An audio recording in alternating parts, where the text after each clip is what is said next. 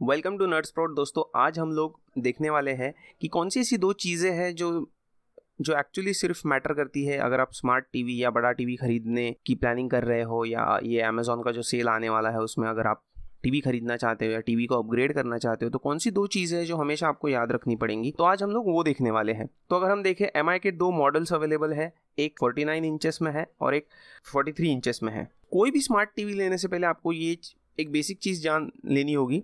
Smart TV दो तरह के आते हैं बेसिकली। आप उसको कुछ भी नाम दे दो, उसमें ये है, फला है, ऐसा है, वैसा है, वो कुछ मैटर नहीं करता है। दो ही तरीके का होता है। एक तो एक एंड्रॉयड टीवी आता है जिसमें आपको अपने मोबाइल की तरह, एंड्रॉयड के मोबाइल की तरह कुछ एप्लीकेशन ऑलरेडी होंगी और कुछ इंस्टॉल भी कर पाएंगे आप, और वो हमेशा इंटरनेट से कनेक्टेड होगा वाईफाई के द्वारा। तो वो एक स्मार्ट टीवी होता है। और दूसरा एक स्मार्ट टीवी जो होता है वो होता है गूगल के क्रोमकास्ट वाला। अब गूगल का क्रोमकास्ट का फंडा बड़ा सिंपल है। उसमें टीवी में कुछ नहीं होता है। टीवी में एक छोटा सा डोंगल जाता है यूएसबी स्टिक की तरह, और आपके मोबाइल पर जो भी है वो आप टीवी से कनेक्ट कर सकते हो डायरेक्टली। जैसे कि उसमें एक बटन होता है जो डायरेक्टली कास्ट करता है, ब्रॉडकास्ट करता है, इसके लिए इसको क्रोम कास्ट बुलाते हैं। तो ब्रॉडकास्ट का जो कास्ट होता है वो वर्ड है। तो वो डायरेक्टली आप अपने मोबाइल ऐप के थ्रू, समझो आप यूट्यूब देख रहे हो और आपको वो वीडियो टीवी पर देखनी है, आप डायरेक्टली क्लिक कर सकते हो। वो आपके अकाउंट में ऑटोमेटिक लॉगिन हो जाता है, वो सेटअप प्रोसेस में हो जाता है और वो डायरेक्टली आप वहाँ देख सकते हो। ये एक मेजर चीज़ है स्मार्ट टीवीज़ के अंदर। तो इस तरह से आपका टीवी स्मार्ट होता है। टीवी स्मार्ट होने का मतलब होता है बस वो वाईफाई से कनेक्टेड हो सकता है और वो इंटरनेट का बखूबी इस्तेमाल कर सकता है, यही होता है। और वो 50 चीज़ें आपको बेच रहे होंगे, वो एक्चुअली कुछ मैटर नहीं करने वाली एक बार आपका टीवी घर पर आ गया तो। ठीक है। दूसरी चीज़ होती है, आप रेजोल्यूशन पे हमेशा ध्यान रखें। अगर आप जो स्क्रीन पे आपको टीवी दिख रहा है एमआई का जो 43 इंचेस का है, उसमें फुल एचडी लिखा हुआ है, एंड्रॉयड एलईडी टीवी।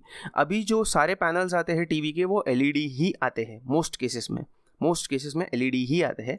और मेन आपको ध्यान रखना है कि आपका जो रेजोल्यूशन है वो फुल एचडी होना चाहिए, यानी कि 1920x1080 होना चाहिए। क्योंकि अगर आप ये वाला टीवी लेते हो जो कि एचडी रेडी होता है, ये भी स्मार्ट टीवी ही होगा। इसमें भी एंड्रॉयड की तरह आप कनेक्ट कर पाओगे। जैसे आप देख रहे हो यहाँ पर देख रहे हो कि आपके पास सारे एप्लीकेशंस का एक्सेस रहेगा, ये आप कर पाओगे। लेकिन आपको जो रेजोल्यूशन होगा, जो रेजोल्यूशन मतलब एक टीवी की क्लैरिटी होती है, सिंपल भाषा में उसको समझे तो।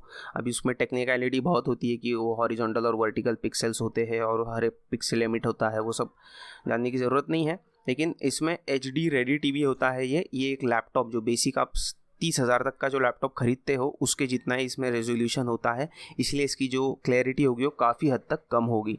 अगर आप देखोगे रिफ्रेश रेट भी सेम होता है। रिफ्रेश रेट मतलब बेसिकली वो कितनी बार रिफ्रेश करके आपको बताता है। तो ये 60 बार होता है, समझो 1 मिनट में, ऐसे आप उसको समझ सकते हो। तो ये भले ही बेस्ट सेलर है, लेकिन मैं ये टीवी खरीदना रेकमेंड नहीं करूँगा, क्योंकि ये सस्ता आता है, काफ़ी सस्ता आएगा। लाइक 6-7 हज़ार का डिफरेंस होना चाहिए इसमें और एक फुल एचडी टीवी में। लेकिन मेरा ये मानना है, अगर आपको बड़ा टीवी चाहिए, सिर्फ बड़ा टीवी चाहिए, तो आप ये वाला ख़रीद सकते हैं जो कि एचडी रेडी है। अगर आपको बेहतरीन टीवी चाहिए विद अच्छी पिक्चर क्वालिटी और आपको नेक्स्ट 2 या 3 साल तक टीवी अपग्रेड नहीं करना है, तो आप फुल एचडी का टीवी ले। जो कि स्मार्ट टीवी हो या ना हो उससे मैटर नहीं करता है, मोस्टली सारे स्मार्ट टीवीज़ ही आते हैं। लेकिन मैं ये कहूँगा कि आप ये दो चीज़ों को ज़रूर चेक करें। तो वापस एक बार मैं दोहरा देता हूँ कि क्या चेक करना है। फर्स्ट तो आपको ये चेक करना है कि आपका टीवी फुल एचडी है, और दूसरा है आपका एंड्रॉयड टीवी है। ये दो चीज़ें आपको चेक करना बहुत ज़रूरी है। और अगर आप बोल रहे हो कि ये बाकी के फीचर्स मैटर करते या नहीं करते, देखिए आधे से ज़्यादा जो फीचर्स होते हैं वो हम कभी यूज़ भी नहीं करने वाले। जैसे कि कनेक्टिविटी, 3 HDMI पोर्ट्स। आपका टीवी दिन भर वाईफाई से कनेक्टेड रहने वाला है। मे भी आप अभी डीवीडी प्लेयर तो आप कनेक्ट नहीं करोगे, तो HDMI पोर्ट उसके लिए काम में आता है। सेट टॉप बॉक्स शायद ही आपके पास होगा, उसमें भी HD वाला होगा या नहीं होगा वो अभी और अलग क्वेश्चन है। तो अगर HD वाला नहीं होगा तो आपको नॉर्मली सॉकेट यूज़ करना पड़ेगा टीवी का, ठीक है। तो वो भी अलग रह गया। उसके बाद में आप गेमिंग कंसोल होगा आपके पास में या नहीं होगा। अगर होगा तो ठीक है, आपको एक HDMI पोर्ट लगने वाला है। तो 3 उन्होंने दिए हुए होते हैं, और बेकार से बेकार टीवी में भी 2 HDMI के पोर्ट आते हैं जो कि काफ़ी होते हैं आपके यूज़ के लिए। दूसरा आता है USB पोर्ट। अब आप अगर मूवीज़ डाउनलोड करके देखते हैं, जैसे ज़्यादातर हम लोग देखते ही हैं, तो आपको USB पोर्ट काम आता है। अभी 3 की एक्चुअली में कोई ज़रूरत नहीं होती है, आपको एक USB ही काम में आने वाला है। वो बेवजह वो लोग 3 दे देते हैं ताकि वो फीचर्स में काउंट हो। एक्चुअली वो फीचर नहीं होता है, वो एक की जगह पे 3 दिए हुए हैं, ठीक है। अभी साउंड, हाँ, साउंड के अंदर मैं मानता हूँ कुछ हो सकता है, जैसे कि DTS HD साउंड होता है, किसी में डॉल्बी साउंड होता है। अभी इसमें डॉल्बी प्लस DTS HD है। अब डॉल्बी कुछ नहीं, एक साउंड की टेक्नोलॉजी थी जो बहुत साल पहले इन्होंने लाई थी, जहाँ पे वो वाइब्रेशंस यूज़ करके अकूस्टिकली उसको ट्रीट किया जाता है साउंड को, तो वो भी मोस्ट ऑफ इसमें आती है। अब स्मार्ट टीवी में एज सच कोई फीचर नहीं होते, ये बस ऐसे ही बताते हैं हमारे इसमें प्राइम वीडियो है, ये है, वो है। ये एप्लीकेशंस आप इंस्टॉल भी कर सकते हो, इसमें सिर्फ पहले से आती है, ठीक है।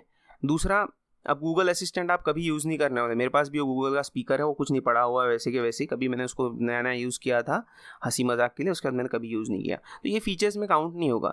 हाँ, डिस्प्लेज एंड LED पैनल और विविड पिक्चर इंजन। अब LED पैनल मैंने कहा आपको कि कोई भी आप HD TV, full HD TV लोगे या नॉर्मल HD रेडी TV भी लोगे, तो उसमें आपको LED पैनल ही आता है। अभी प्लाज्मा और LCD बंद हो चुका है ऑलमोस्ट, ठीक है।